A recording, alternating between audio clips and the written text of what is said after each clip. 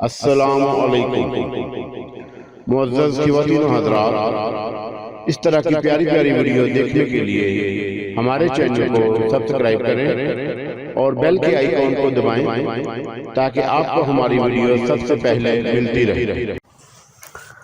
अस्सलामु अलैकुम दोस्तों, पेशे खिदमत है पुजारी एपिसोड नंबर 22। जे वर्ती तो एक ऐसी बदरूह थी जिसके बारे में कोई बात उसे मालूम नहीं थी।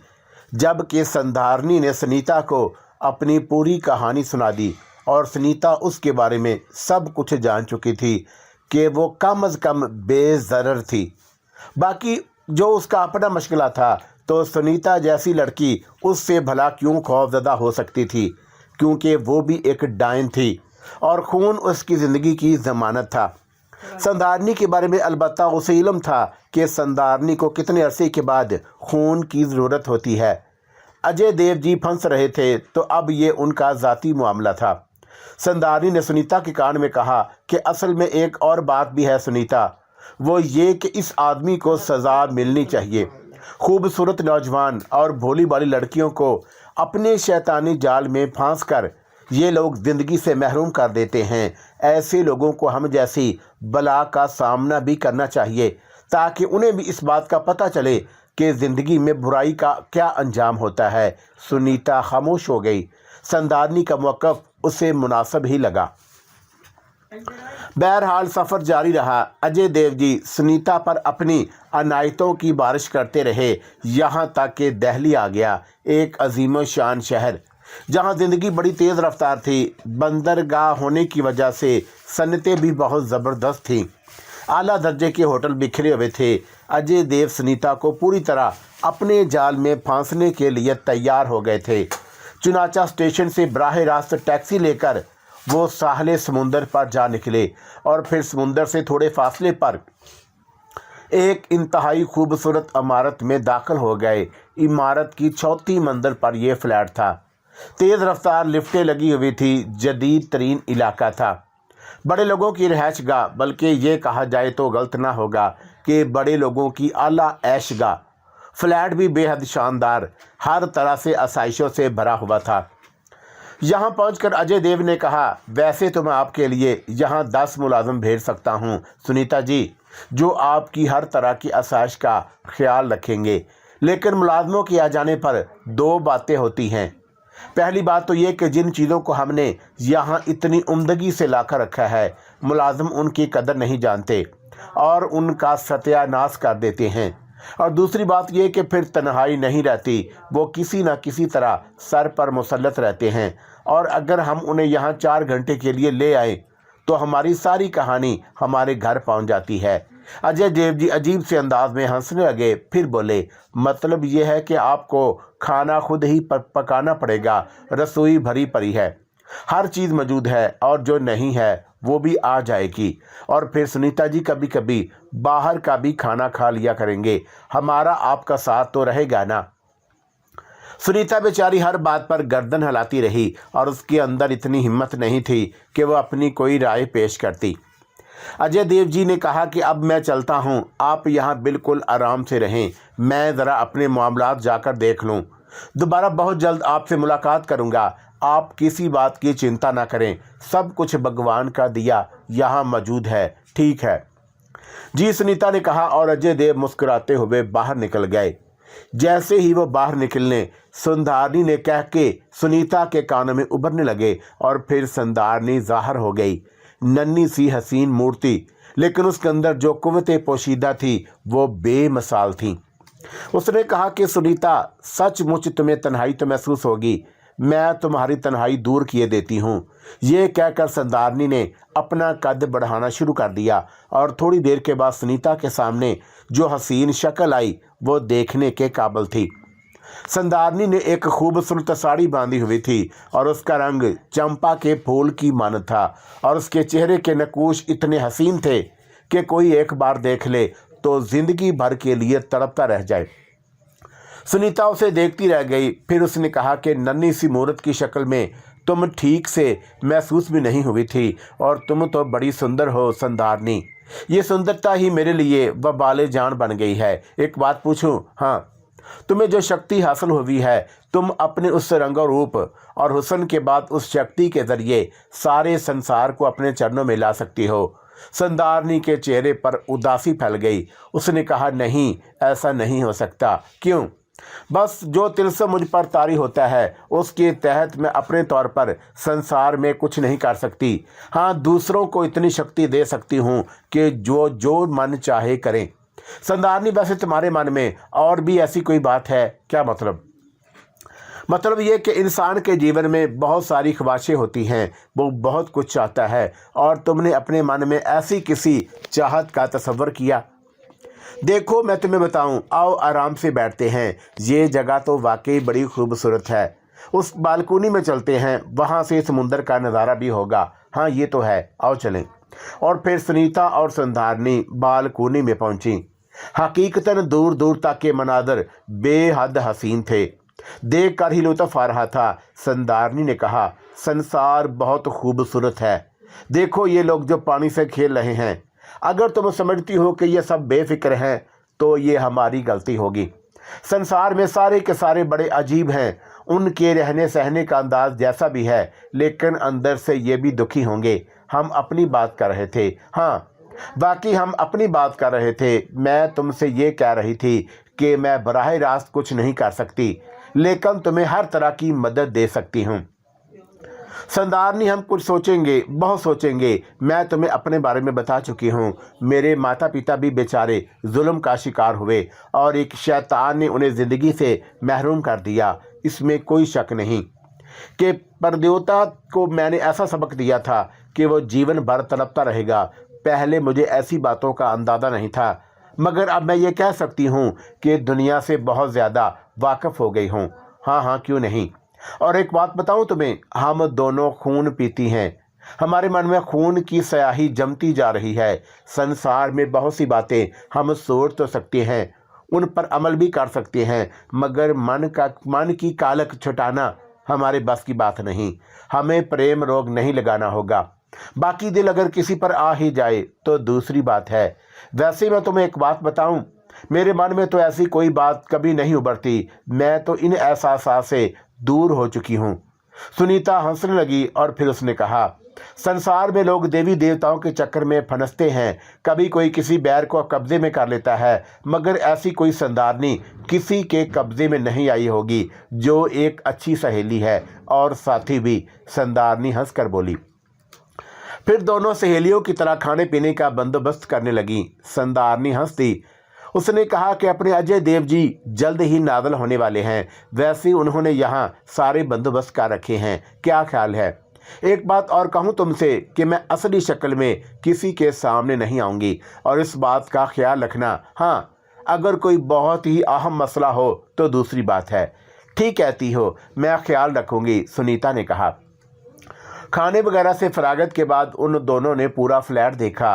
संदारनी ने हंसकर कहा, मुझे तो किसी बेडरूम की ज़रूरत नहीं, क्योंकि मैं तो जहाँ भी रहूँगी तुम्हारे साथ ही रहूँगी। हाँ, और अगर तुम चाहो तो कभी मुझे बाहर भी भगा सकती हो, मगर मोहब्बत से, संदारनी ने मैनिकेत अंदाज में कहा। सुनीता हंसकर बोली, यकीन करो कि मेरे मन में ऐसी कोई बात कभी नहीं उभरेगी। तुम इत्मीनान रखना। अरे नहीं, मैं तो मजाक कर रही थी, संदारनी ने कहा। रात के कोई 9:30 बजे होंगे कि दरवाजे की बेल बजी और संधारनी बोली, लीजिए, अपने अजय देव जी अपनी मेहनतों का सिला वसूल करने के लिए आ गए। सुनो, चिंता ना करना, बस इशारा कर देना मुझे, मैं उन्हें लंबी नींद सुला दूंगी। ये मेरे लिए कोई बड़ी बात नहीं। सुनीता हंसने लगी, फिर संधारनी को वहीं छोड़कर दरवाज़ा खोलने चली गई। जब उसने दरवाज़ा खोला तो उसने अजय देव जी को नहीं पाया, बल्कि उनकी जगह एक खूबसूरत सा भोला भाला सा नौजवान खड़ा था, जो सुनीता को देखकर शशदर रह गया। सुनीता ने भी उसे हैरत से देखा और फुर बोली, जी फरमाइए। मैं हाँ, बताइए क्या बात है, किससे मिलना है आपको? वो मुझे अंदर जाना है। जी, वो असल में मेरा पर्स अंदर रह गया है, उसमें पैसों के अलावा और भी सामान मौजूद है। आपका पर्स अंदर रह गया? मगर आप हैं कौन? नौजवान के अंदाज में किसी कदर जल्लाहट थी। आप पता नहीं क्या कह रहे हैं, पहले मुझे अपना तारुफ कराइए। बाप रे बाप, किसी गलत फ्लैट में तो नहीं आ गया? मैं नंबर भी मेरे ही फ्लैट का है। आपका फ्लैट? जी देवी जी, ये मेरा फ्लैट है। और मैं हैरान था कि अंदर कौन है। पिताजी तो अंदर नहीं है ना? पिताजी? किसके बेटे हैं आप? जी, मेरे पिता का नाम अजय देव है और मेरा नाम प्रेम देव। ओहो हो, तो ये बात है। आइए आइए, आप अजय देव जी के बेटे हैं, सुनीता ने पीछे हटते हुए कहा और प्रेम अंदर आ गया। जी हाँ देवी जी, अब आप अपना तारफ भी करा दीजिए। आइए, आराम से बैठिए। ये बताइए कि आपके पिताजी से आपकी मुलाकात हुई? हाँ पिताजी आज ही आए हैं और फौरन ही चले गए।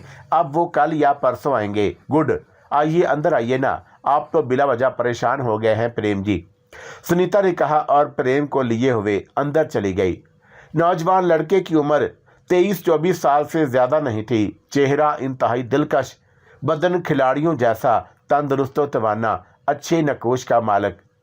अंदर आकर वह फटी फटी आंखों से चारों तरफ देखने लगा। सब कुछ वही है। और वो देखिए, वो मेरा पर्स रखा हुआ है, वो देखिए उधर। ओहो, वो आपका पर्स है? देवी जी, आपको भगवान का वास्ता, आप कोई बुरी औरत तो नहीं लगती? बता तो दीजिए कि आप हैं कौन? आप ये बताइए कि आपके अक्सर इस फ्लैट पर आते रहते हैं?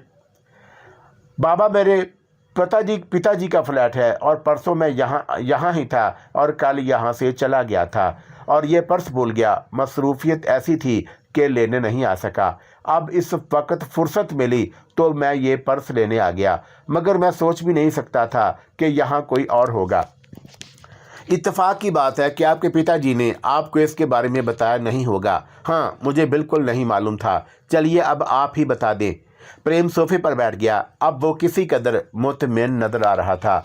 सुनीता ने कहा, क्या बता दूं मैं? यही कि आप कौन हैं। देखिए, लाजमी बात है कि आप यहाँ बिला वजह नहीं रह रही हैं, बल्कि मैं किसी हद तक कुछ समझ रहा हूँ। मुझे यूँ लगता है कि जैसे आप पिताजी के साथ यहाँ आई हैं। बिल्कुल ठीक लग रहा है आपको, सुनीता ने कहा। क्या जान पहचान है आपकी पिताजी से? क्या आप उनके किसी कारोबारी दोस्त की बेटी हैं? अगर ऐसा था तो पिताजी को आपको घर लाकर रखना चाहिए था। हमारा घर भी तो छोटा नहीं। अब तो ये अजय देव ही जानते हैं। वैसे मैं उनके किसी कारोबारी दोस्त की बेटी भी नहीं हूँ और पहले से उनकी मेरी कोई जान पहचान भी नहीं है।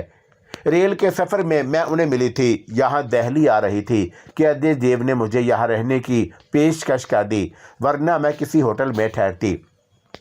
अचानक ही प्रेम के चेहरे का रंग कुछ मध्यम पड़ गया और उसके अंदाज में अफसुर्दगी नजर आने लगी। वह अजीब सी निगाहों को सुनीता को देखता रहा।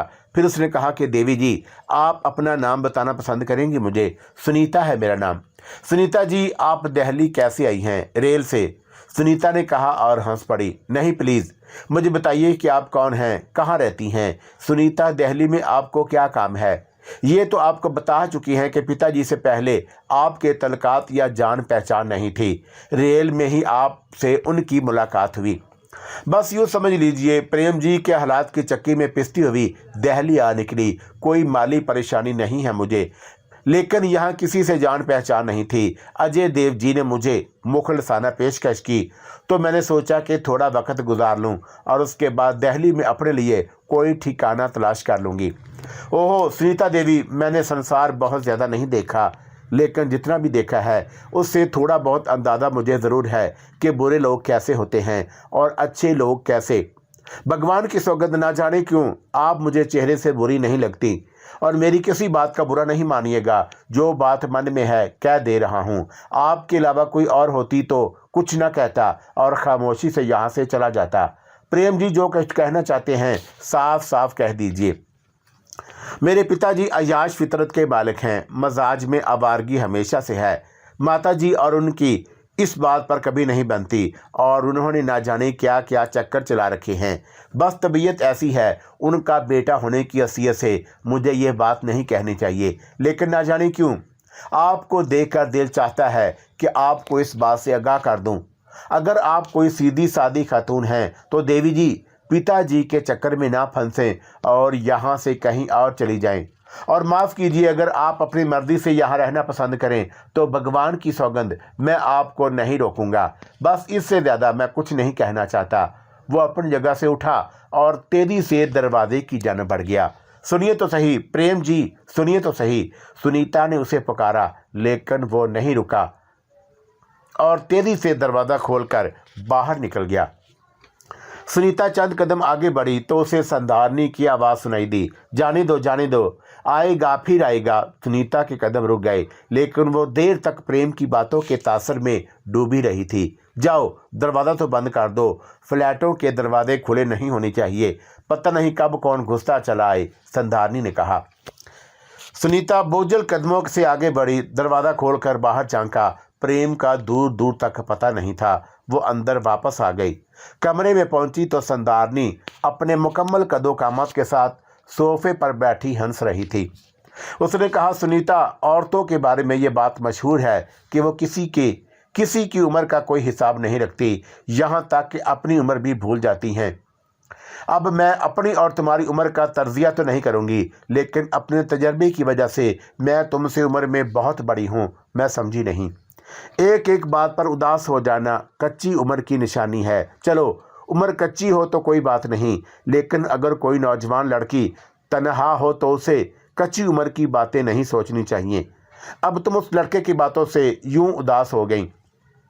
देखो सुनीता, मेरे लिए तुम्हें समझाना बहुत ज़रूरी है, क्योंकि अब तुम मेरी सहेली हो।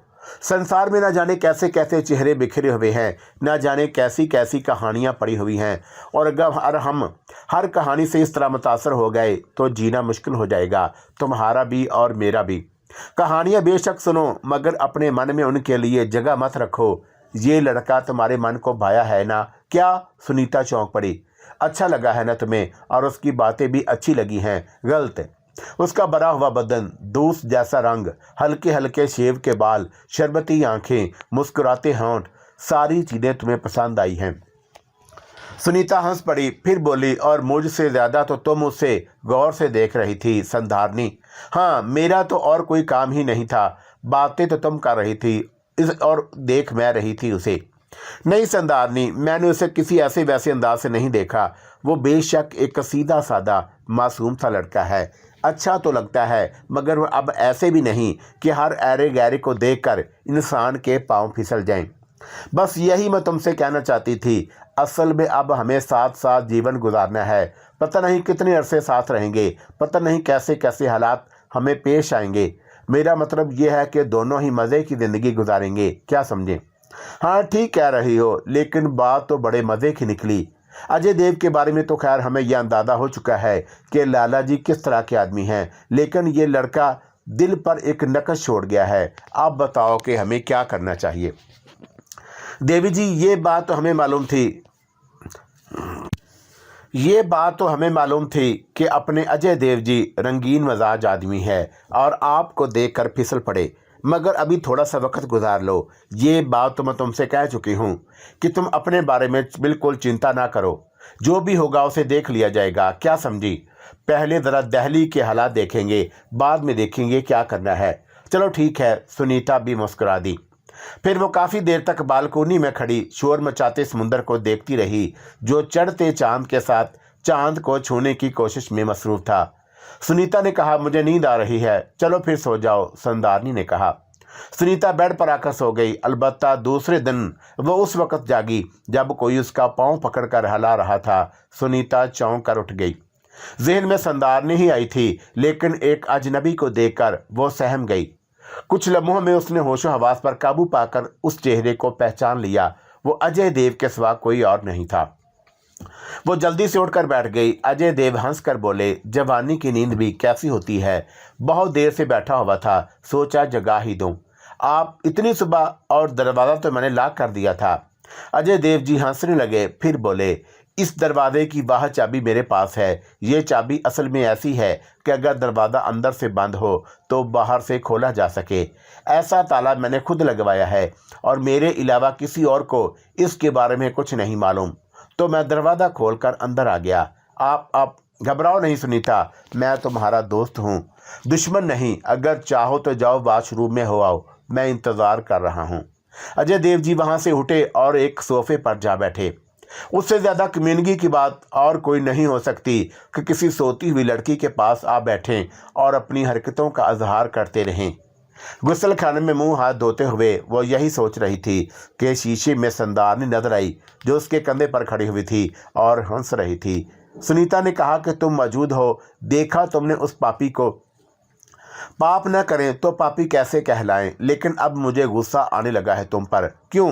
सुनीता ने चौंक कर कहा है ना तुमसे कि मैं तुम्हारे साथ हर वक्त रहती हूँ, तुम्हें कोई फिक्र नहीं करनी चाहिए, बेफिक्र होकर जिंदगी गुजारो। गुस्सा तो आ रहा है ना उस पापी पर, वो बाद में देख लेंगे, क्या समझी? अब ऐसा करो कि उससे इसकी दिलजोई की बातें करो।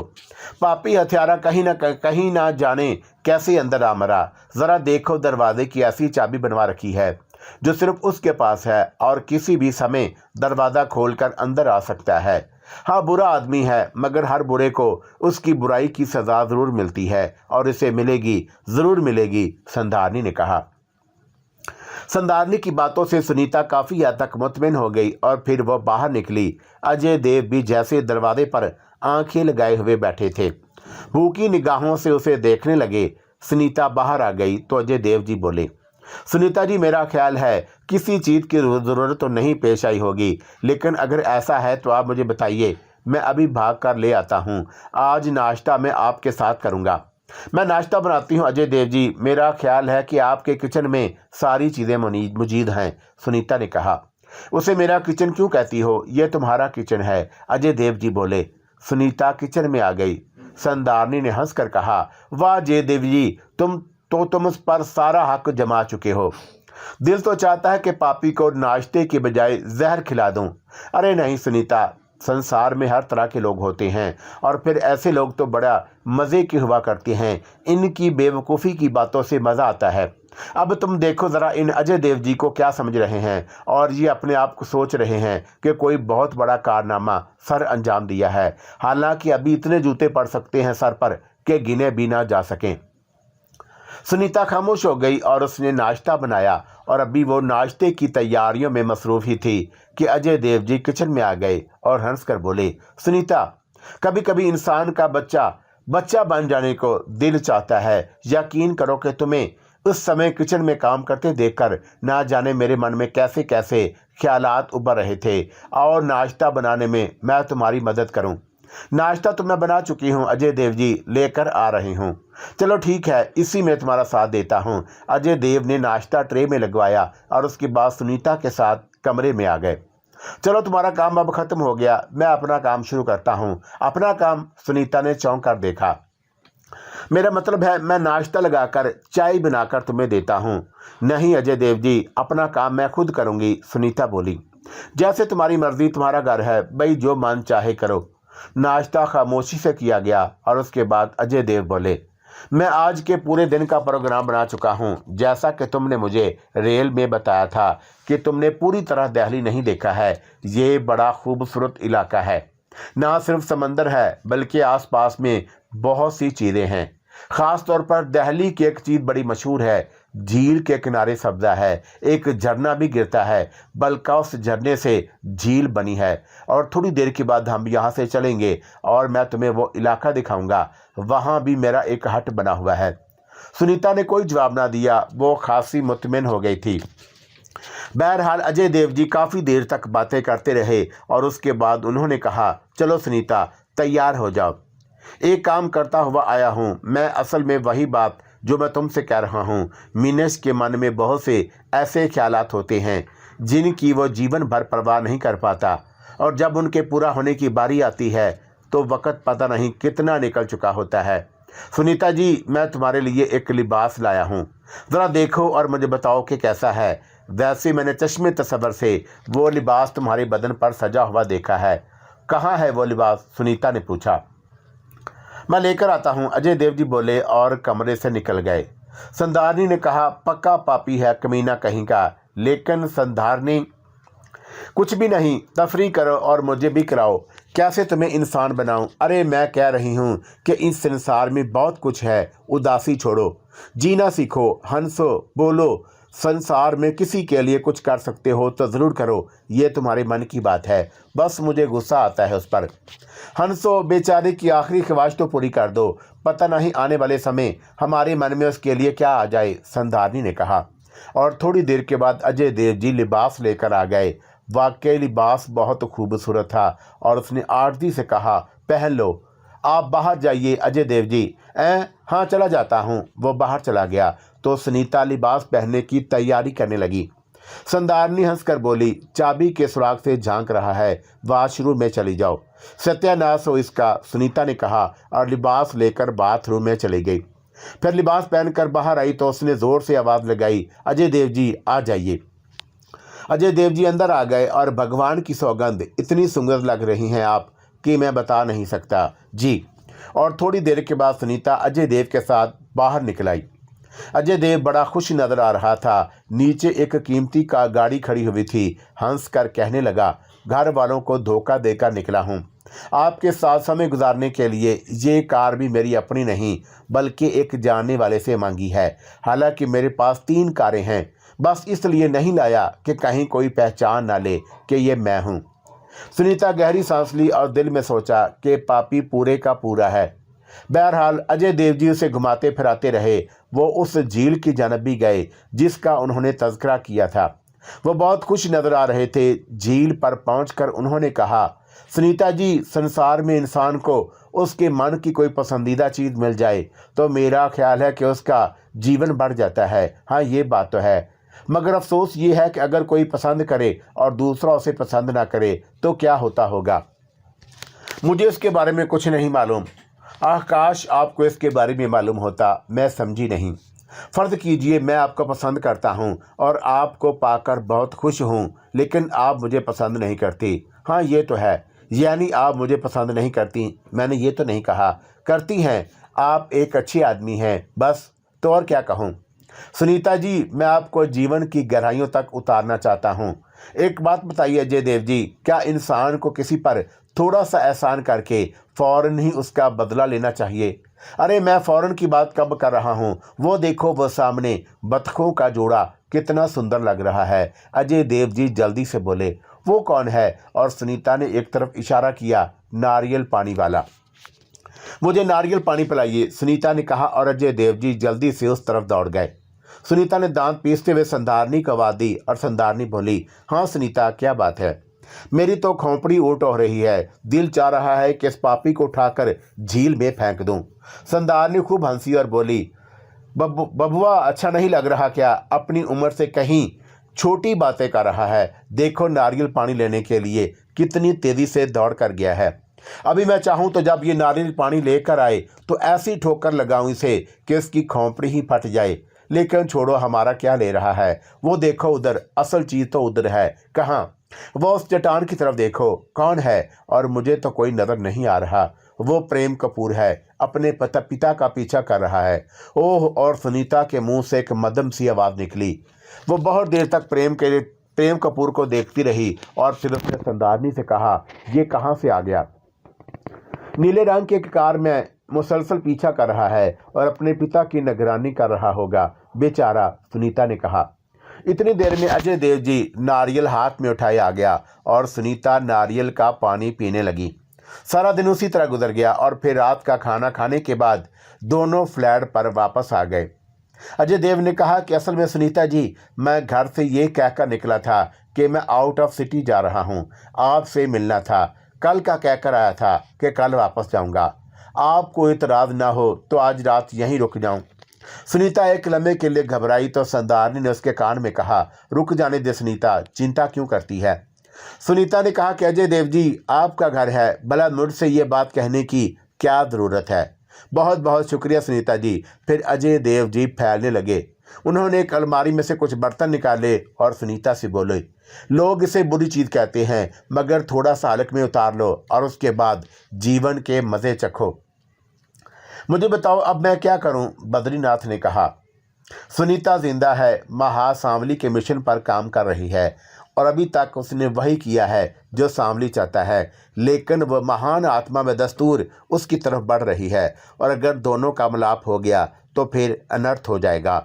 महासांवली को बड़ा नुकसान उठाना पड़ेगा। तो फिर तुम सुनीता की तलाश में निकल जाओ। महासांवली ने तुम्हें बहुत शक्ति दी है और सबसे बड़ी बात यह है कि तुम सांवली के पुजारी हो। इतना बड़ा मान कभी कभी किसी को मिलता है। मैं सांवली का शुक्रगुजार हूँ। और मुंह से लफ्ज़ शुक्रगुजारी काफ़ी नहीं होता तो फिर सांवली को कोई तोहफा देना हो तो किसी नेक इंसान का ईमान छीन लो, किसी सही रास्ते पर जाते हुए शख्स को रास्ता भटका दो, सांवली खुश हो जाता है। और बद्रीनाथ ने ठंडी सांस भरी। तो तुम अपना काम शुरू करना चाहते हो? हाँ, बद्रीनाथ ने जवाब दिया। ठीक है, 2 मंदिर तुम उस वक्त जाओगे जब सुनीता तुम्हारे साथ होगी और वो तुम्हारी मोहब्बत में डूबी हुई होगी, तुम्हारे ऊपर आंखें बंद करके एतमाद करती होगी, और जब तुम उसे महासामली के चरणों में भेंट कर रहे होगे तो वह सख्त हैरान होगी। फिर सांवली इसी बात से तो खुश होगा। किस बात से? ईमान का कत्ल, एतमाद का कत्ल, हर नेक एहसास का कत्ल।